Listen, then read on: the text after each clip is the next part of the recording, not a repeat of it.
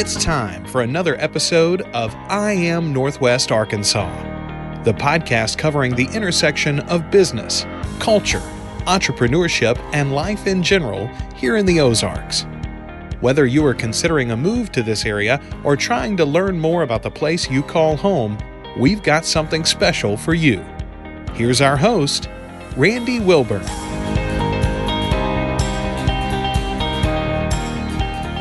Hey folks, and welcome to another episode of I Am Northwest Arkansas. I'm your host, Randy Wilburn, and I'm excited as always to be with you today. I have got a great episode for you that really kind of just, well, didn't fall in my lap, but let's just say I know some people, and because I know some people, I got introduced to these great folks that are sitting in front of me. But I am here at the headquarters for Adventure Subaru, just off of Stephen Carr Road, I think is the new road. It used to be Porter Road off of I-49. It's now Officer Stephen Carr Road or highway? Memorial Boulevard. Memorial Boulevard. Okay. All right. So that's where I am. And certainly it's exciting to be here in real life with some people. And I'm sitting down with Brent Baker, who is the general manager and managing partner for Adventure Subaru, Danielle Dotson, who is the marketing director, and also a very dear friend of mine, and Kelley Carey, who is the HR director. These folks came together and said, yeah, we'd sit down and talk with you, Randy, about Northwest Arkansas and about what Adventure Subaru is doing. And just to kind of lay the groundwork for this conversation,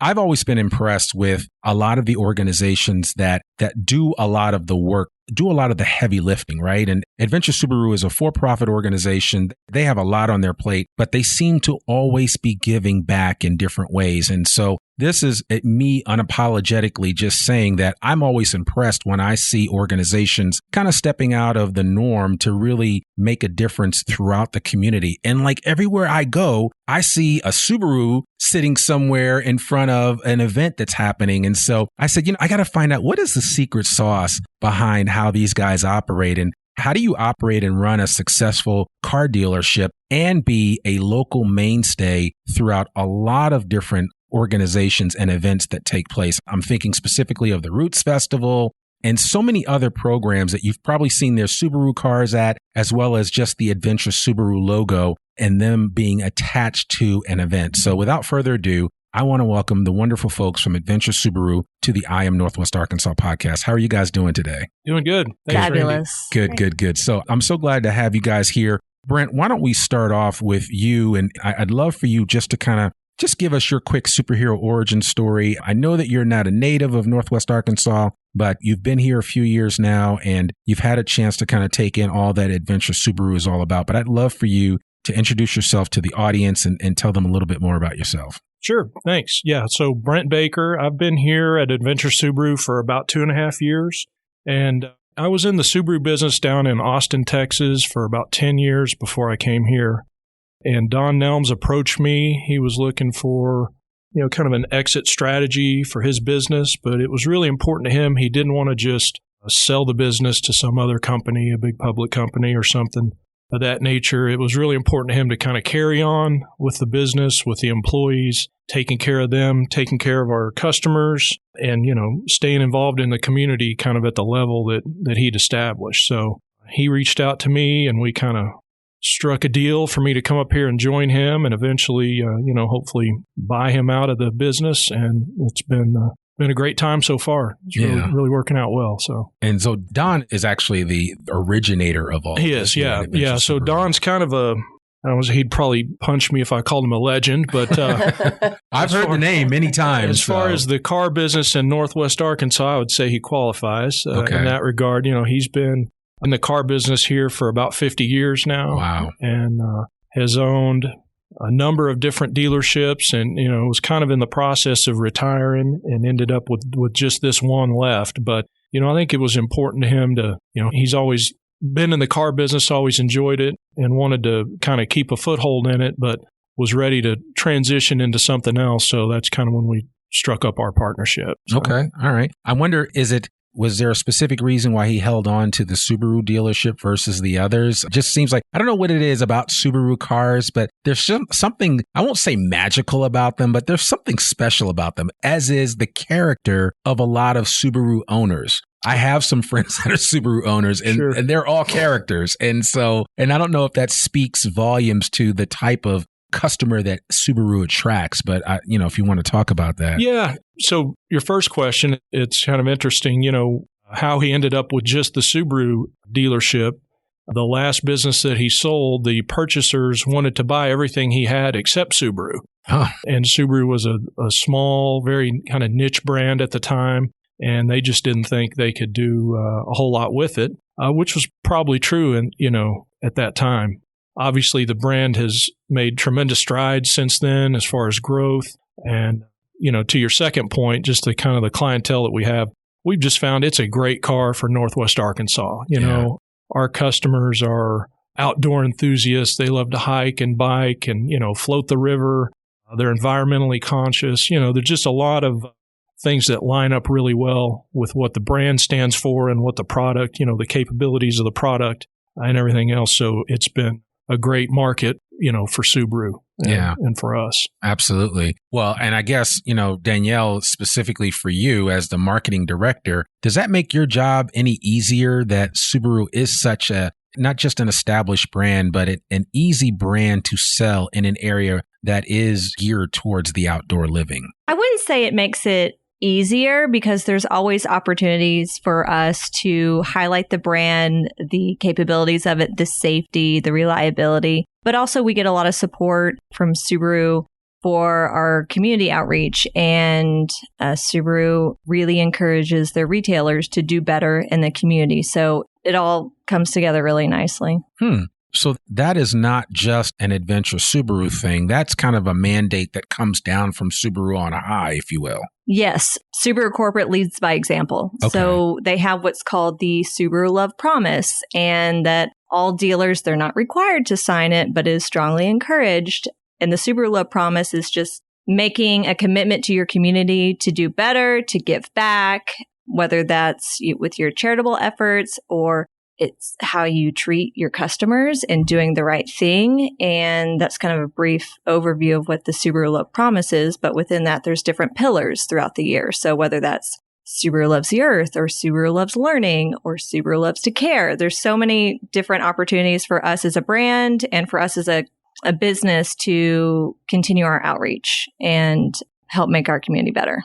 Okay. That makes perfect sense. Kelley, did you want to add something to that? No? Okay. All right. Kelley is just sitting over here just listening. So, but she will be involved in this podcast before she leaves. She doesn't know that yet. But no, I love that. I totally see that. And, you guys clearly signed that. And then that has maybe that's one reason why you have kind of propelled yourself into the forefront of being active in this community. And one of the things that I've said to a lot of people that I've had on this podcast is that I've lived a lot of places in the country and in the world, and I have found people in Northwest Arkansas just give back for some reason, just in general on a personal level, but also on a business level. I had Joe Donaldson from Sam's Furniture on. I mean, he's flying back and forth to Africa once or twice a month. I mean, he takes his employees to Africa with him on mission trips and things of that nature, which I think is really cool. And I mean, you talk about putting your money where your mouth is and walking the walk and talking the talk. And so, when I look at companies like a Sam's Furniture or like an Adventure Subaru that's really active in the community, it makes me feel good about, trying to do good wherever I can, just as a single individual, because I know that, corporate entities in Northwest Arkansas feel as strongly as individuals do about giving back to the community. So I don't know if one of you would like to speak to that specifically, Brent. Yeah, Danielle mentioned, we take our lead from Subaru of America. There's a lot of companies that talk about giving back, that talk about community involvement. And for a lot of them, you can tell that it's something that feels good to say, but not necessarily something that's in their fiber. Yeah. And I would say not only Subaru of America, but Adventure Subaru, us here locally. The things that we do is in our fiber. We just get a lot of satisfaction out of doing whatever we can to help those in need. And, there's so many events. We could sit here and list the events and the sponsorships and the things that we try to be involved in every day. But, we've all heard the old kind of adage that when you do something for someone else, it's really you that reaps the benefits from doing that. Right. And I would say that everybody that works here, has felt that. at one time or another. Yeah, I can see that. So I don't know, Danielle, if you had anything you wanted to add to that. Well, statistically, over the last 10 years, we've supported at least over 70 charities and have given back over $3.2 million to those charities and organizations. So it's not just performative. Like Brent was saying, it's something we believe in as a core at our core to make things better, make our community better, help make it better, because it's the organizations that we support that put in the work. You know, we're here to support and offer some monetary support where we can and volunteer hours, but really it's the organizations that we support that do the work. They're on the ground. They put in the legwork. And that's really important to us from a marketing standpoint is when we choose to partner with different organizations, it's one, what is the need and how can the money go the furthest and help the most people? Yeah. And that's really important to us to feel like we're making a difference and to know that we're making a difference. Yeah, I like that. And, you know, I think of one person that I know you guys have supported, Nate Walls from Secondhand Smoke Barbecue. I mean, Nate was out there at the height of the pandemic. I mean, I went out with him to hand out food in places where I remember we took a bunch of food to one apartment complex, and the guy that opened the door for one location, he was like, I'll take 7. I had like 7 like styrofoam entrees of food with me. And, you know, the guy was like, man, you know, I honestly wasn't sure where my next meal was coming from.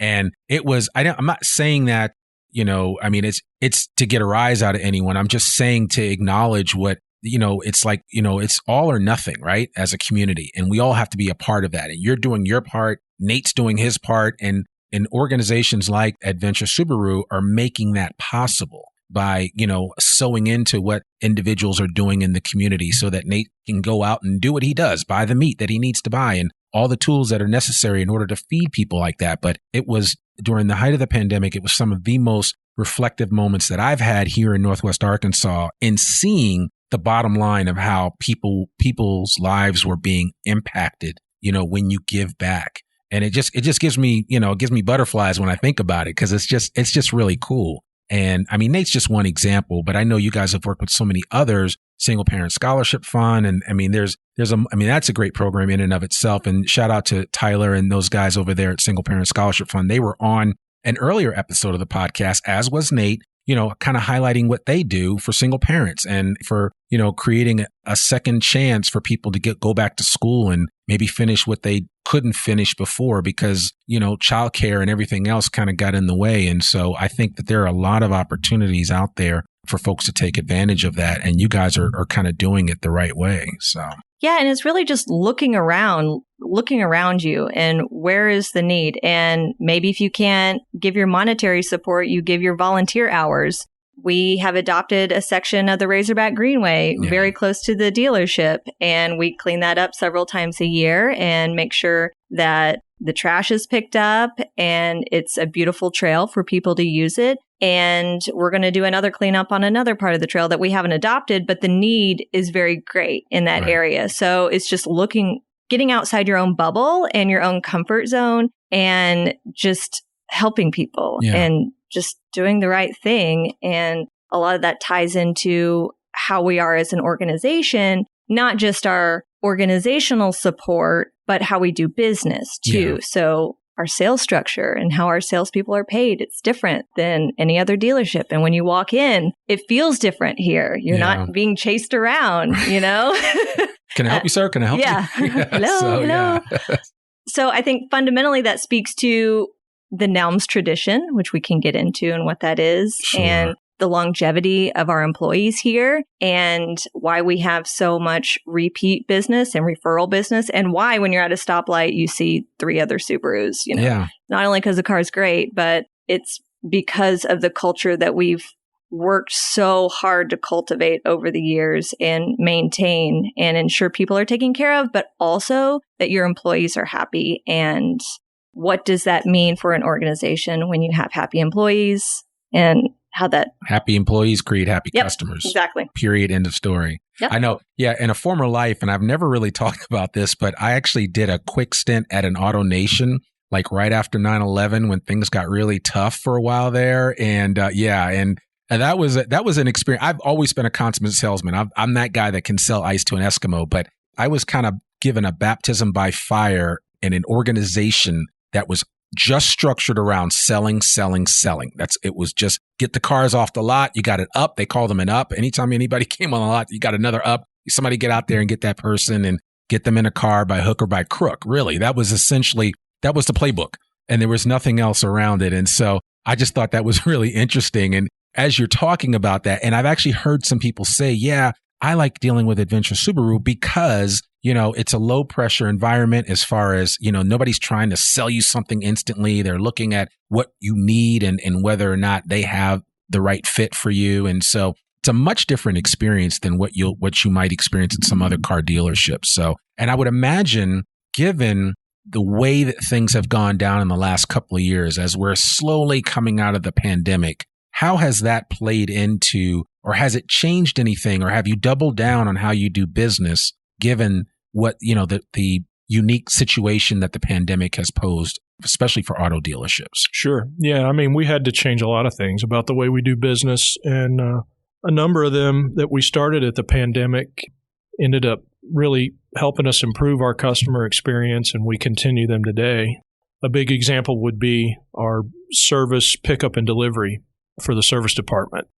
We started that at the start of the pandemic just because, obvious reasons, people needed their car service, but they didn't want to get out of their house, And so we just started picking up customers' cars, bringing them in for service and delivering them back, thinking at the time, this is probably going to be a temporary, everybody thought the pandemic was going to be a couple months deal when it started. Yeah. But we continue that service to this day just based on the overwhelming, response from the customers, and they were excited about it. So yeah, I can imagine that would be nice feedback. I mean, I like just getting a ride when I go to the dealership, right? And so even if I can get a ride to the library or something like that, that makes a big difference as opposed to being stuck or waiting on an Uber. And, there aren't as many Ubers in this area as we'd like. So, there is that. So clearly you guys have been nimble enough to pivot where needed. Is there anything else that you guys have fundamentally changed since the beginning of the pandemic? We're doing a lot more business probably at people's homes, whether it's test drives or actually delivering the car and the paperwork to them at home than we were before. Yeah. That was another thing that we started, at the beginning of the pandemic. The other thing that has certainly been kind of a pandemic effect would be, the inventory situation. Sure. Has definitely changed. I'm always asking Danielle, that's like whenever I connect with her and we meet up, I'm always like, you guys got more cars? You have more cars? So how are you dealing with this lack of cars? Yeah, well, it's been interesting to say the least. What we found is that people who want to buy a Subaru are willing to wait, and so we're ordering more cars than ever before. I mean, you drive by our lot, it looks like, we're going out of business or barely in business. We're still selling quite a few cars every month, but they come in and they go out. So they're already spoken for. Most everything's done on, customer orders. But, our customers are, they're sold on the brand. They're sold on doing business with Adventure Subaru, which we're very fortunate and very grateful for. And by and large, if it takes a month, 2 months, 3 months, sometimes even longer, depending on these different material shortages that we're still facing, they're willing to wait. So, do you see light at the end of the tunnel with regard to those shortages and just access to cars? Man, I don't know. They were predicting light at the end of the tunnel over a year ago. Yeah. This started last year, probably in March of 21, and really continues to this day. Surely someday things will go back to some kind of normal, but I quit predicting when that day was going to be about a year ago. So. I think a lot of us have actually just resigned ourselves to a screwed up supply chain, right? Yeah. I mean, we deal with it in the grocery business. When I'm on a board for the co-op, Ozark Natural Foods, shout out to those guys. But I mean, everybody's impacted by this, and it's a real issue. So I did have a question for you, though, and I don't know if you can shed light on this with the move. Like you guys are, I know Danielle said to me, like when I came in, she asked if I wanted some water and she brought it to me in a cup. And she said, we're really an environmentally friendly company, which is a big deal. And Subaru kind of reminding me of an organization that would be environmentally friendly and that would be their focus. Is there any talk or discussion of rolling out an electric car? Is that coming down the pike? And I just thought I would ask you that. That's not something you set me up to ask. I just want to know because I know that, California's trying to make a mandate that by 2035, all vehicles will be electric. And so I'm curious to know, Subaru just seems like it would be the perfect car to have an electric vehicle. It is. And to answer your question, yes, we have an electric car. It's was going to be here by now, but like a lot of things in the world, it's running a little late. Okay. So, I would say by a little tease on it. Yeah, well, it's called the Subaru Solterra, and it's produced as part of Subaru's partnership with Toyota. Oh, okay. So they share some technology on powertrains and things like that. But I saw one in person a few months ago. We all did at Subaru business meeting.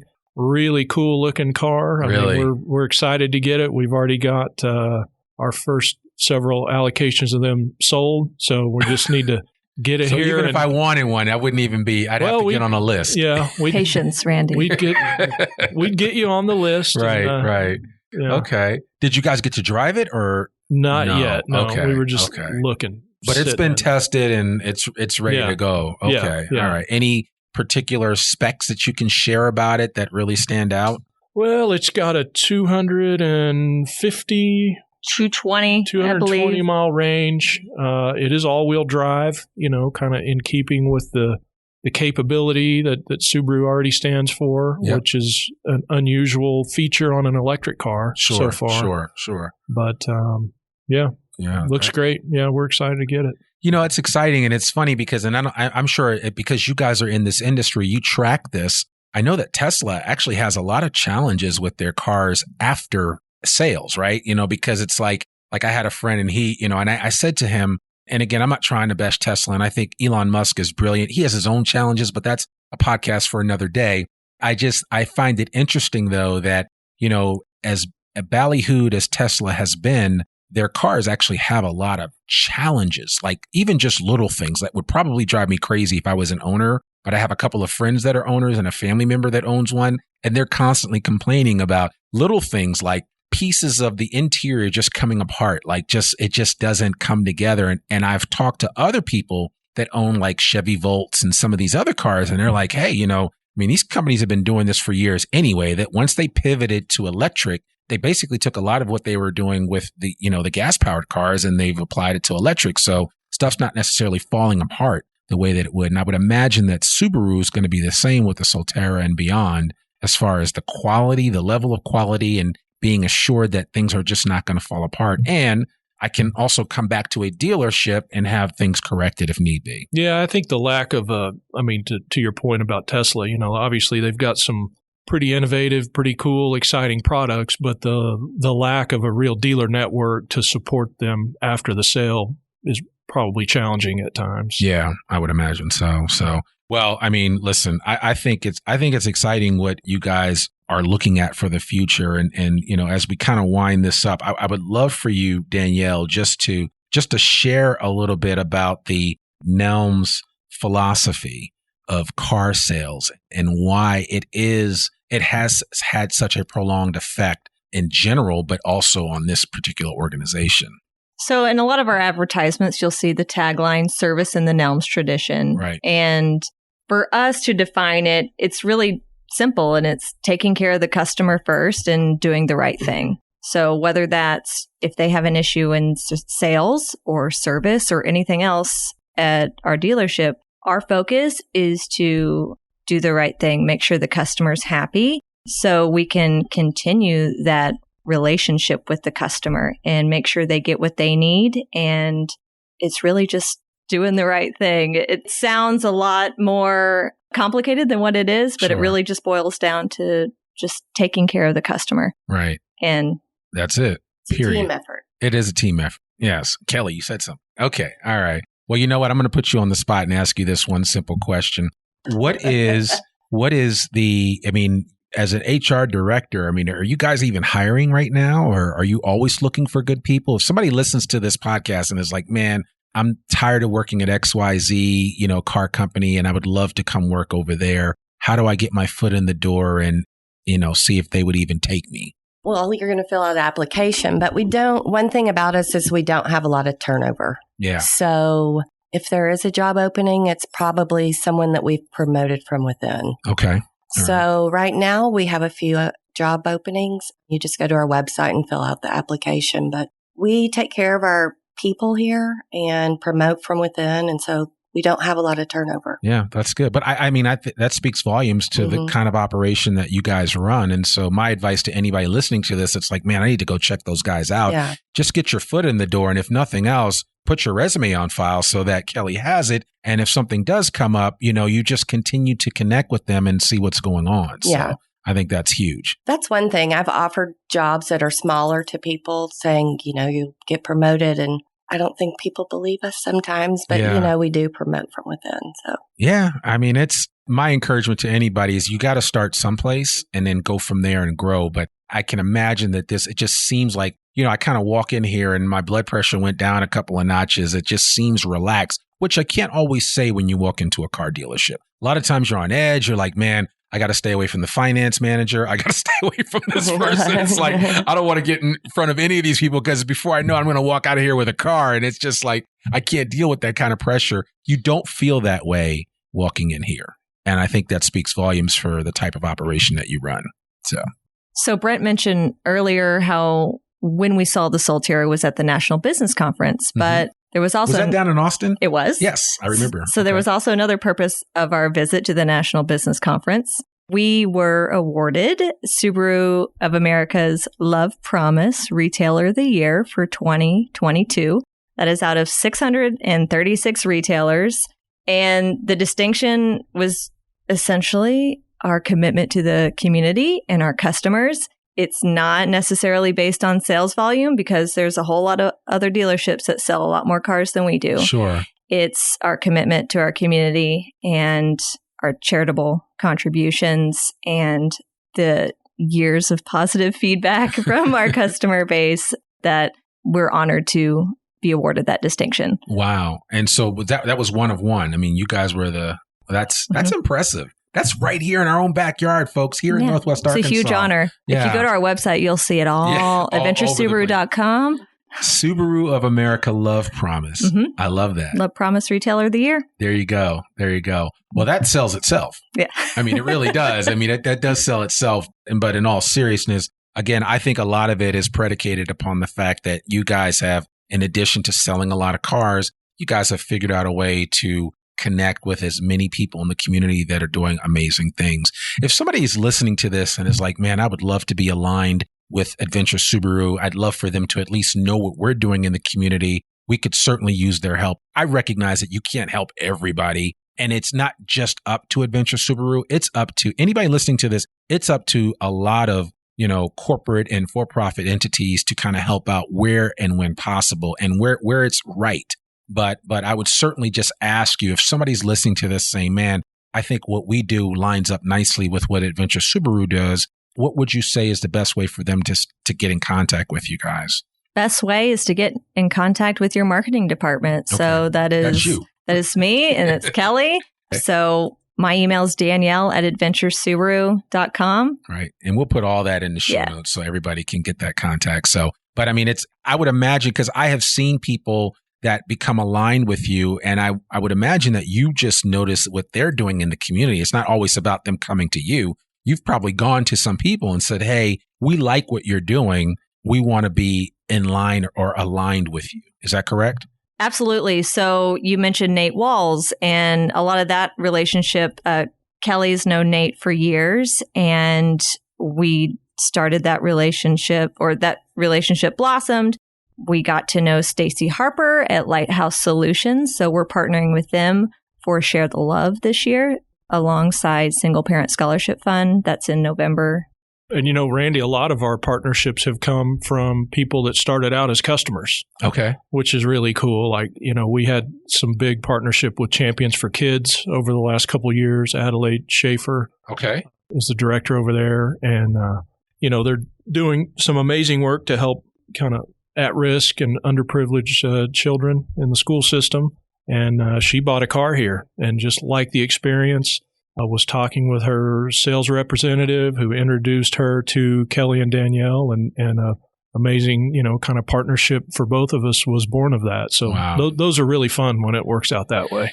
I mean, the serendipity of life, right? I mean, sometimes things just fall into place like that, and that's perfect. And I guess because you made it such a unique experience for her that it was probably an easy decision for her to say, hey, could you guys help us out with what we're working on here? So I love that. Anything else you guys want to tease before we close out that's coming up?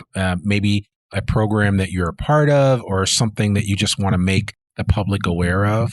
So October is Subaru Loves Pets Month. Okay. And we have partnered with Big Paws of the Ozarks as well as Ruby's Rescue and Refuge. And we have also partnered with Ozark Natural Foods. They will be hosting a adoption event on October 22nd. So stay tuned for more details on that. You can find information on their Facebook page and all that. I think this episode should be out before then. Even if it's not, I mean, you should be aware that you should go to Adventure Subaru's website to learn more about all of the things that they are responsible for and what they're doing. So, there's quite a bit that there's always something happening. So, is there anything else you wanted to add or? Share the Love, November 17th through January 3rd. That's the big sales event. So when you purchase, lease, or order a car during that time, you'll be able to choose your choice of either local or national charities. $250 will be given to them, and then we'll match the $250 there. So $500 per unit sold. Mm-hmm. And that's from November 17th through January 23rd of January 3rd. January 3rd yes. of 2023. Correct. Okay, perfect. Yeah, we'll definitely put that on there. And I hear that because Subaru advertises that, right? Very heavily, yeah.